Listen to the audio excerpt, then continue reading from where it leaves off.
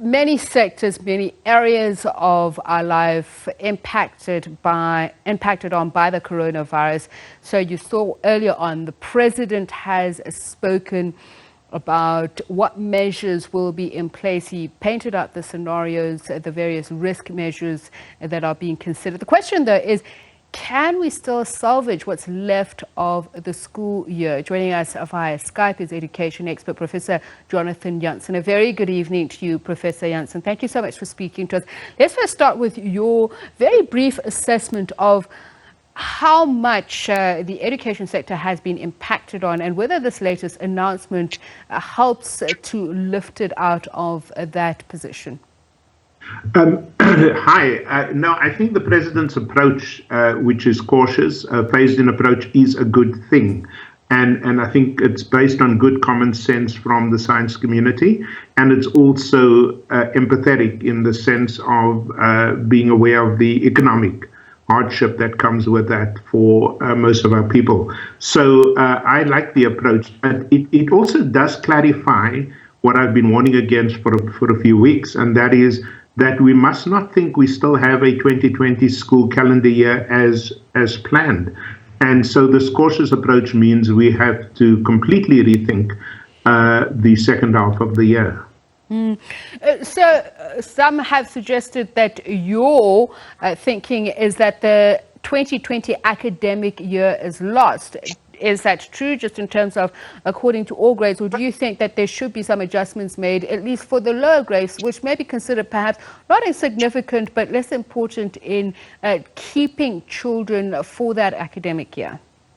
Look, by lost, I mean that it's not going to be business as usual. We won't be able to finish the curriculum as planned.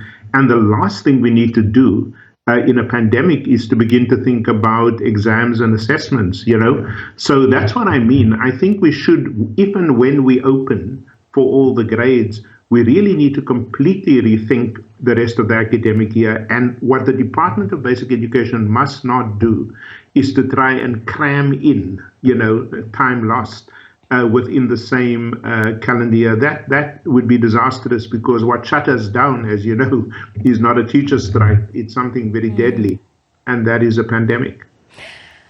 So some have said, for instance, if you look at the disruptions that the school year and basic education in some areas have had to endure, they've actually come out of it okay, because the department has put in some measures to mitigate the impacts. If you look at places like Merafong, if you look at places like Vuani, arguing that they have suffered even longer periods at the lockdown that we've experienced and still come out of it okay.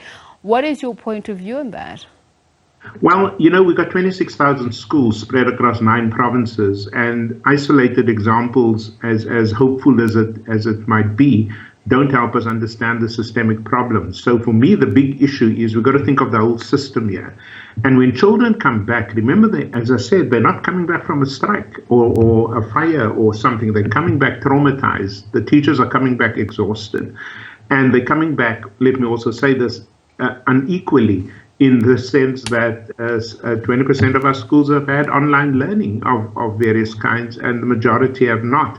For the majority of our children, for a long time still, we will be dependent on material text, to get into the hands of children. And there is no way the delivery system at the moment can do that efficiently. And I'm glad that you highlight the number of learners that we're talking about here countrywide. There's obviously gross inequality in South Africa. Some of those parents, there's lack of access to information because they don't have the tools they are. So if we're looking at the marking of some of those tests or the work that they have to do, just share with us what kind of assessment would then be appropriate. Okay, unfortunately, it seems that we've lost that link to education analyst Professor Jonathan Jansen. So just some of the suggestions that he has made is, for instance, scrap the academic year, even if you trim down the curriculum,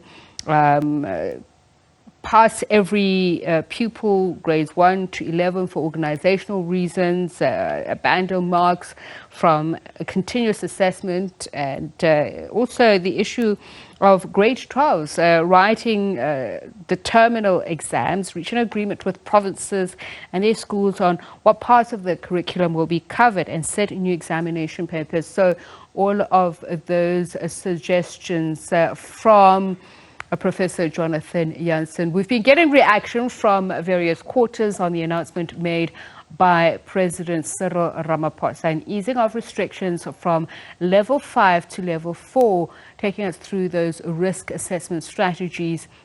And we have been trying to reach out to the economic freedom fighters and the Inkatha Freedom Party for reaction. We have been unable to reach them at the moment. Of course, we'll continue trying. This is a special live broadcast here on SABC.